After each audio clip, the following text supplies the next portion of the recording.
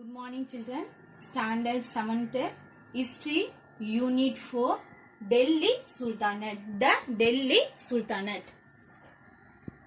In this lesson we discuss how Turkish warriors set about founding and consolidating their Islamic rule till the advent of Babur. So, the Delhi Sultanate divided in 5 dynasties. Slave dynasty, Khilji dynasty, Tughlaq dynasty, Sayyid dynasty, Lodi dynasty. First, you have discussed the topic slave dynasty. The slave dynasty period 1206 to 1290. So, the great rulers Qutbuddin Aibak, Iltutmish, Razia, Ghiyasuddin Balban. So, Qutbuddin Aibak 1206 to 1210, Iltutmish 1210 to 1236, Razia 1236 to 1240, Ghiyasuddin Balban 1266 to 1287. So, first you discuss the topic slave dynasty. So, Qutbuddin Aibak, the foundation of the slave dynasty, The slave dynasty it is otherwise called Mamluk dynasty. In Arabic word Mamluk means slave. That slave. Qutbuddin Aibak, Iltutmish, Ghiyasuddin Tughlaq were the sultan of this dynasty. The slave dynasty ruled over the subcontinent for about 84 years. Next, discuss the topic Qutbuddin Aibak. 1206 to 1210. Qutbuddin Aibak began his rule by establishing Lahore as a capital of his kingdom. Later, he shifted his capital to Delhi.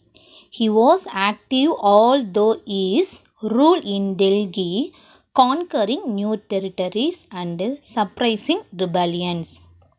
Aibak built the Quwwat-ul-Islam Masjid in Delhi. This mosque is considered to be the oldest in India. He also laid the foundation of Qutub Minar, but he was unable to complete it.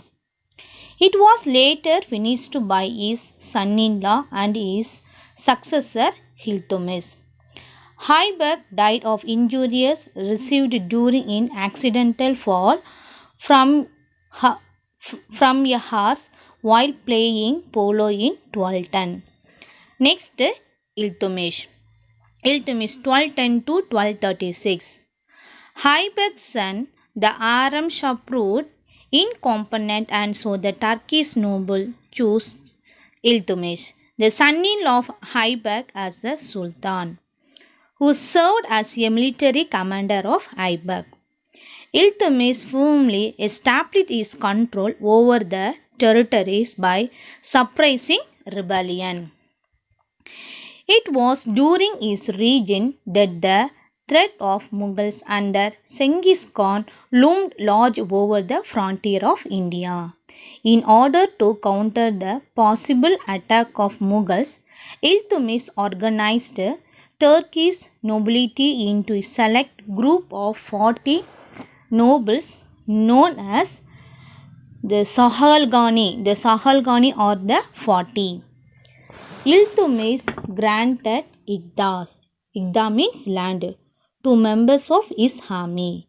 Igda is a land granted to army officials in lieu of a regular wage. The Igda holder is called the Igdadar or Mukti, who had to provide the Sultan with military assistance in times of war. The Igdar collected revenue from his Igda to meet the cost of maintaining his troops and horses.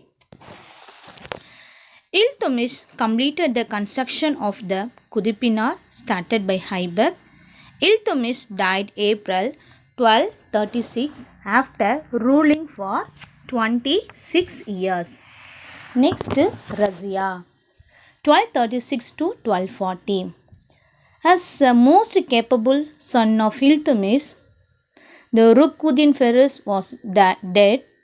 Iltutmish nominated his daughter Razia Sultana as his successor to the throne of Delhi.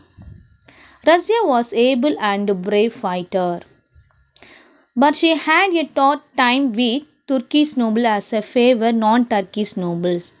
She also faced the situation of the ferocious Mughals, the raiding Punjab during her reign. Next, Ghiyasuddin Balban, 1266 to 1287. After Razia, the three-week ruler in succession ascended the throne. After them came Ghiyasuddin Balban. Balban abolished the 40 as it was hostile to him.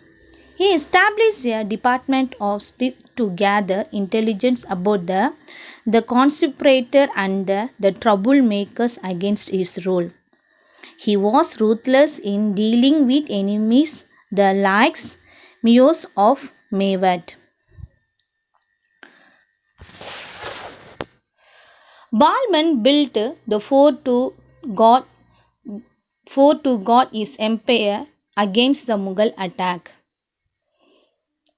He patronized the famous Persian poet Amir Khusro. Balban died in 1287. In 1290, the Malik Jalaluddin Khilji, the commander of the army, assumed the office of Naib and ruled the kingdom in the name of Qaidabad.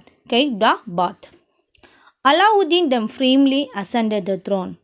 With him began the rule of Khilji dynasty.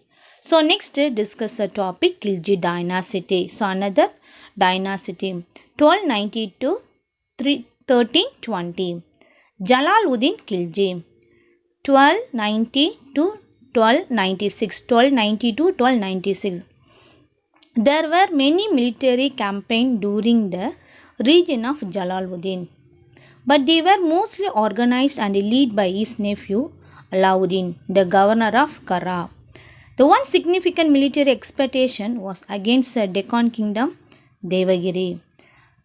Alauddin, after his defeating the Yadava king Ramachandra, plundered the city and returned the huge wealth. Next, Alauddin Khilji, 1296 and 1316. Alauddin Khilji consolidated the Delhi Sultanate.